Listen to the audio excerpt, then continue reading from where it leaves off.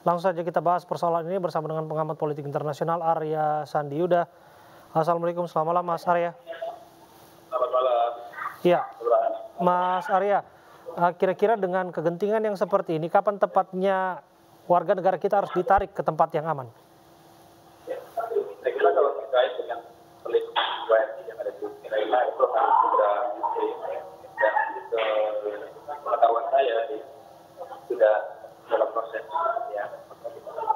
Saya mendengar bahwa sebagian dari warga negara Indonesia itu sudah ditarik ke KBRI. Yes.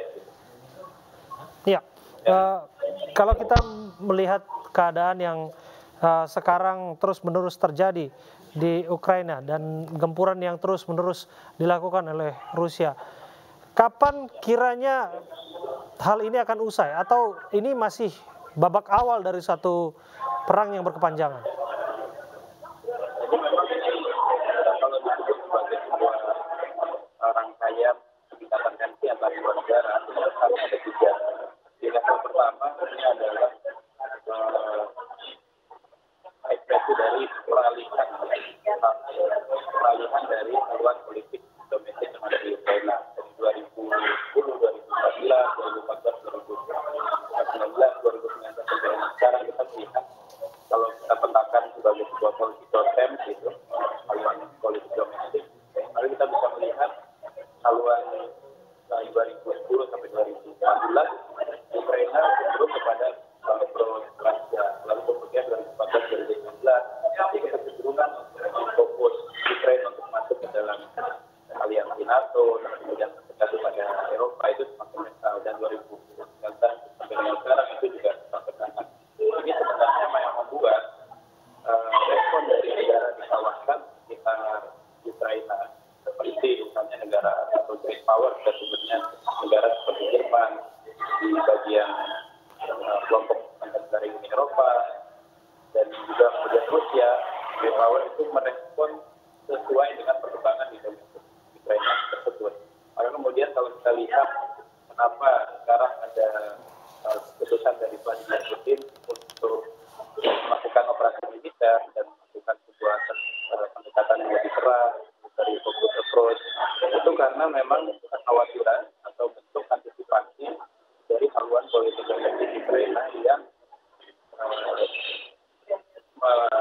melanjutkan kecenderungan kepada Uni Eropa, NATO dan seterusnya. Dan di level globalnya tentunya ada respon terhadap orientasi politik luar negeri Joe Biden Amerika Serikat yang memang lebih internasionalis dibandingkan politik luar negeri Amerika Serikat di era Trump kemarin. Jadi memang ini ada faktor-faktor domestik yang juga mempengaruhi. Di sisi lain kita tahu bahwa memang Ukraine selalu dipantau sejak Soviet, karena kita tahu kekuatan militer kedua waktu konfirmasi Rusia dan Ukraine ada dalam kekuatan Soviet. Ukraine adalah kekuatan militer kedua terbesar setelah Rusia.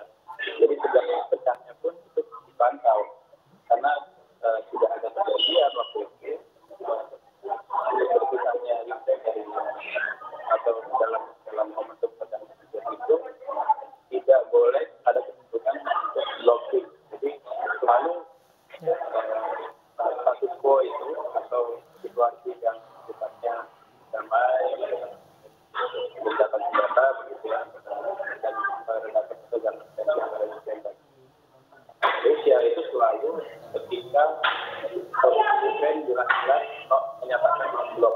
Jadi saya kira itu akan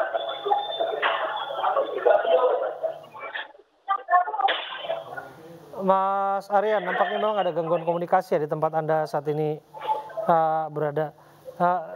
Jika bisa lebih jelas untuk menerangkan kepada kami sebetulnya, menurut Anda apakah sanksi yang dijatuhkan berupa sanksi ekonomi oleh negara-negara Uni Eropa termasuk Amerika Serikat terhadap Rusia ini akan berpengaruh? Mereka akan menarik pasukan dan lain sebagainya.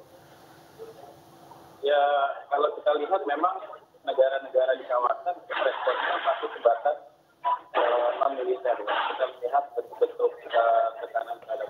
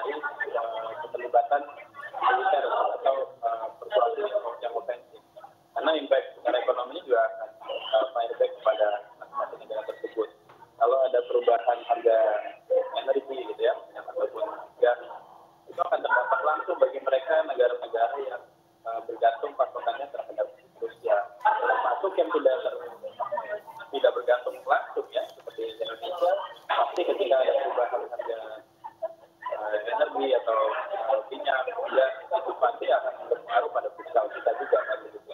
Jadi memang saya kira respon negara-negara itu akan berhenti ya, kita sebut berhenti pada fase ekonomi. Ini yang saya sebut sebagai diplomatic stalemate, sebagai salah satu skenario yang paling potensial kebutuhan diplomatik. Mas Arya Sandi Yuda, terima kasih atas waktu Anda berbincang bersama kami.